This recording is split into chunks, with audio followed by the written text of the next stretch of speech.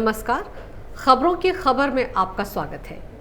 हिंदुस्तान और चीन की सेना बॉर्डर पर आमने सामने है, लेकिन विपक्ष की कुछ पार्टियां सरकार पर ही सवाल उठा रही हैं। लोग हैरान हैं कि विपक्ष नेशनल सिक्योरिटी के मामले में भी सरकार के साथ नहीं है, सेना के साथ नहीं है। लेकिन इस बीच एक ऐसा खुलासा हुआ है जिससे कांग्रेस पार्टी की काफी किरकिरी हो रही है। वायुसेना के एक सीनियर ऑफिसर ने यह खुलासा किया है कि कांग्रेस पार्टी की सरकार ने कम से कम 5 बार लेह के एक वायुसेना के एयरपोर्ट को चालू करने की इजाजत नहीं दी। और तो और देश हित में और सेना की सहूलियत के लिए वायुसेना ने बिना परमिशन के ही जब एयरपोर्ट को चालू कर दिया तो सोनिया मनमोहन की सरकार उनसे नाराज हो गए। एक्सपर्ट्स बता रहे हैं कि इस खुलासे के बाद लोग कांग्रेस की नीतियों के साथ साथ कांग्रेस पार्टी की मंशा पर भी सवाल उठा रहे हैं, क्योंकि ये खबर ही ऐसी है जिसे सुनकर आपके भी होश फाख्ता हो जाएंगे। सच का ये चरित्र होता है कि वो काफी दिन तक छिपाया जा सकता है, लेकिन कभी ना कभी ये बाहर आ ही जाता है। ऐसा ही सच सेना के अधिकारी अब सामने ला रहे हैं, जिससे कांग्रेस की बोलती बंद हो गई है। चारों खाने चित हो गई है कांग्रेस। हो भी क्यों ना, एयर मार्शल प्रणब कुमार ने इस बार लद्दाख में चल रहे तनाव के बीच बाउंसर ही ऐसा फेंका है कि चीनी प्रेमी कांग्रेस को दाएं बाएं कुछ सूझ ही नहीं रहा है। शर्म से डूबी जा रही है कांग्रेस। सच में शर्मसार होने वाली तो बात ही है। आप देश की सुरक्षा से समझौता कैसे कर सकते हैं? है कोई जवाब कांग्रेस के पास? 2008 में तो यूपीए की ही सरकार थी। फिर चीन के पास भारतीय सीमा में दौलत बेग हवाई पट्टी के इस्तेमाल से इतना परहेज क्यों था? देश की सुरक्षा के लिहाज से जो बात बेहद जरूरी थी उसे करने की इजाजत उस वक्त के डिफेंस मिनिस्टर ने क्यों नहीं दी?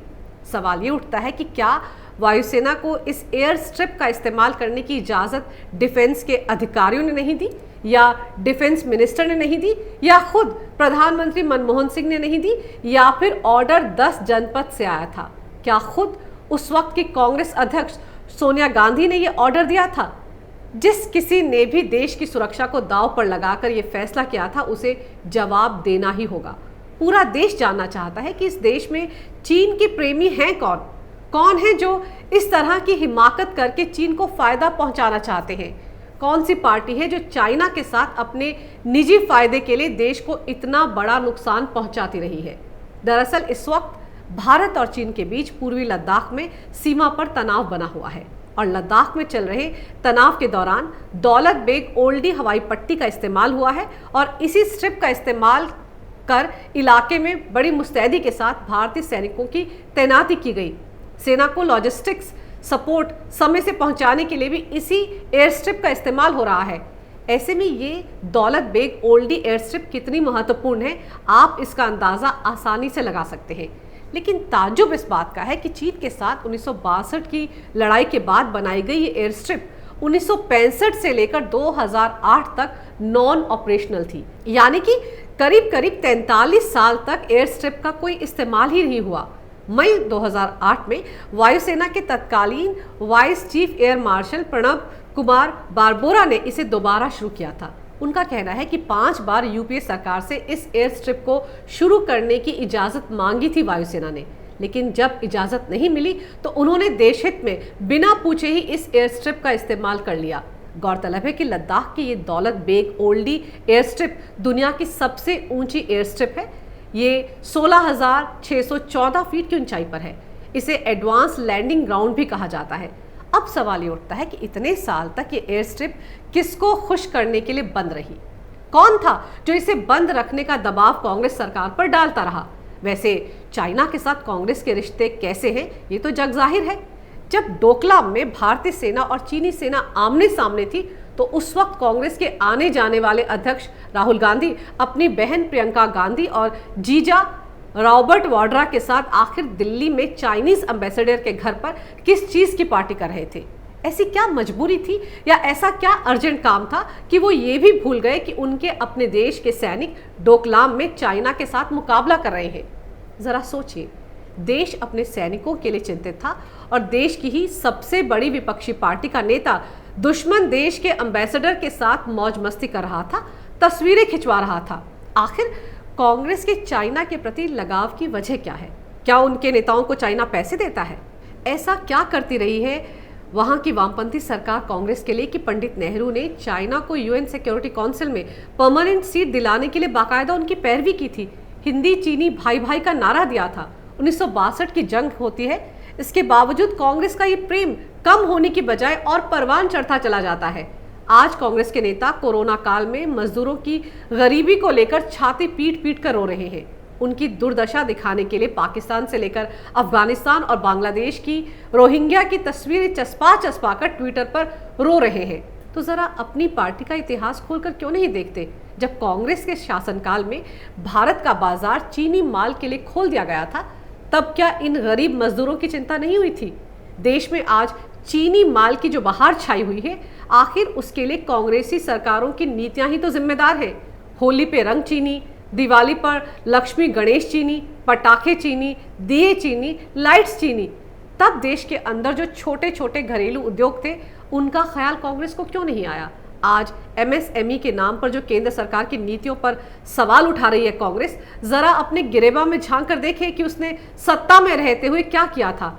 जब हर छोटे बड़े सामान के लिए चीनी आयात बढ़ाया जा रहा था, तब इन एमएसएमई के बारे में अगर कांग्रेस की सरकारों ने ठोस कदम उठाया होता तो आज इनकी तस्वीर कुछ और होती। कांग्रेस ने चीनी आकाओं को खुश करने के लिए अपने देश की अर्थव्यवस्था को तो तहस नहस कर दिया, साथ ही अपने देश की सेनाओं पर भी पहरे लगा दिए। वो अपने सामर्थ्य के हिसाब से काम ना कर सके, इस पर भी बंदिशें लगा दी। चीनी क्यों, पाकिस्तान के प्रति भी कांग्रेस का नरमी भरा रवैया आज देश के लिए खतरनाक स्तर पर पहुंच चुका है। पाकिस्तान पर कांग्रेस हमेशा मेहरबान रही है। अगर सख्ती से कांग्रेस ने अपने राज में पाकिस्तान की नकेल कसी होती तो कश्मीर में आतंकवाद का नामो निशान नहीं होता। और तो और 26/11 के आतंकवादी हमले के वक्त ही यूपीए सरकार का रवैया देख लीजिए। वाइस एयर चीफ मार्शल ने इस बारे में भी बड़ी बेबाकी से यूपीए सरकार की रक्षा नीतियों पर सवाल उठाया है। उन्होंने आरोप लगाया है कि उस आतंकवादी हमले के बाद भी वायुसेना पाकिस्तान पर एयर स्ट्राइक करने के लिए पूरी तरह तैयार थी, लेकिन पूर्व प्रधानमंत्री मनमोहन सिंह इसके लिए कतई राजी नहीं थे। खैर, मनमोहन सिंह खुद तो कोई फैसला ले ही नहीं सकते हैं, ये तो हम सब जानते हैं। ऐसे में सवाल फिर यही उठता है कि क्या डिफेंस ऑफिशियल्स ने इसकी इजाज़त नहीं दी, या डिफेंस मिनिस्टर ने, या फिर इस बार भी ऑर्डर 10 जनपद से ही आया था? ज़रा सोचिए, देश की आर्थिक राजधानी पर सबसे बड़ा आतंकवादी हमला हुआ था, 250 से ज़्यादा लोग मारे गए थे, पुख्ता सबूत मिल गए थे कि इसके पीछे पाकिस्तान का हाथ है। इसके बावजूद मनमोहन सरकार ने वायुसेना को पाकिस्तान पर एयर स्ट्राइक करने की इजाज़त नहीं दी, जिसे लेकर वायुसेना और देश की फौज में काफ़ी गुस्सा भी था। लेकिन मनमोहन सरकार देश की सुरक्षा के लिहाज से क्यों इतना महत्वपूर्ण कदम नहीं उठा पाई? दरअसल ये तो वो उदाहरण है कांग्रेस के चीनी और पाकिस्तानी प्रेम के, जो कांग्रेस ने लाख छिपाए पर सामने आ ही गए। लेकिन ऐसे कई और समझौते हैं, कई और राज हैं जो शायद कभी सामने आ ही ना पाए। कांग्रेस की राजनीति में दरअसल जो वोट बैंक का पेंच है ना, वो उसे कभी उसके फायदे से ऊपर उठकर देश के बारे में सोचने का मौका ही नहीं देता। सेकुलर और लिबरल होने का जो जामा कांग्रेस ने पहना हुआ है, वो भी उसे देश के हित के बारे में सोचने का मौका ही नहीं देता। वरना सोचिए, 1962 की जंग के बाद तो भारत को पाकिस्तान से ज्यादा चीन के साथ लगने वाली सीमा पर बुनियादी ढांचे को मजबूत करने की तरफ ध्यान देने की जरूरत थी। लेकिन पिछले 70 सालों में जब भी इस देश पर कांग्रेस ने राज किया, तो क्यों चीनी सीमा के साथ लगने वाले बॉर्डर पर ना तो सैनिकों के लिए कोई परमानेंट ढांचा तैयार किया गया, और ना ही वहां पर पहुंचने के लिए चीन की तरह सड़कों का जाल बिछाया गया। देश की सुरक्षा के लिहाज से तो सालों पहले इस इलाके में सेना को रसद पहुंचाने के इरादे से सड़कें बन जानी चाहिए थी। क्यों कांग्रेस ने इतने महत्वपूर्ण मुद्दे पर ध्यान नहीं दिया? क्या उसने ये जानबूझकर किया, या फिर किसी के दबाव में आकर इसे नजरअंदाज किया? कांग्रेस के नेता तो नेता, जो इनके लुटियन पत्रकार हैं, खान मार्केट गैंग है, टुकड़े टुकड़े गैंग है, इन सब के हित भी चीन और पाकिस्तान से जुड़े हुए हैं। कितनी बार खुलासे हो चुके हैं कि किस तरह से लुटियन पत्रकारों की जमात पाकिस्तान के पेरोल पर है, कैसे वो देश को बदनाम करने के लिए पाकिस्तानी खुफिया एजेंसी आईएसआई के इशारों पर फेक स्टोरीज बनाते हैं। और अब तो कोरोना काल में चाइना भी भारत विरोधी एजेंडे को खुलकर हवा दे रहा है, पानी की तरह पैसा बहा रहा है, ताकि उसके यहाँ से अपना बोरिया बिस्तर समेटने वाली कंपनियां भारत में डेरा ना डाल पाए। चाइना को क्लीन चिट देने वाली और भारत को बदनाम करने वाली कितनी अनगिनत फेक कहानियां आजकल विदेशी अखबारों और सोशल नेटवर्किंग साइट्स पर बेची जा रही हैं। और तो और कितनी एनजीओ हैं जो पाकिस्तान और चीन के पैसों पर पल रही हैं। उन्हें भी फेक प्रोपेगेंडा चलाने के लिए बाकायदा इन देशों से करोड़ों का फंड मिल रहा है। इन सब की हकीकत सामने आनी चाहिए। लुटियन और खान मार्केट गैंग की आमदनी के जरिए की भी जांच होनी चाहिए। इतने बड़े बड़े बंगले और बैंक बैलेंस आखिर आ कहां से रहा है? कौन इनके विदेशी दौरों को स्पॉन्सर कर रहा है? ये सारी हकीकत इस देश के लोगों के सामने आनी चाहिए। मोदी सरकार से चीन के मसले पर 5 सवाल करने वाली कांग्रेस पार्टी से भी पूछा जाना चाहिए कि 5 जवाब देकर वो भी बताएं कि किसने 5 बार वायुसेना को दौलत बेग हवाई पट्टी के इस्तेमाल की इजाजत नहीं दी, किसने इसमें रोड़ा अटकाया, कौन है वो देशद्रोही जिसने देश की सुरक्षा के रास्ते में अड़ंगा लगाया।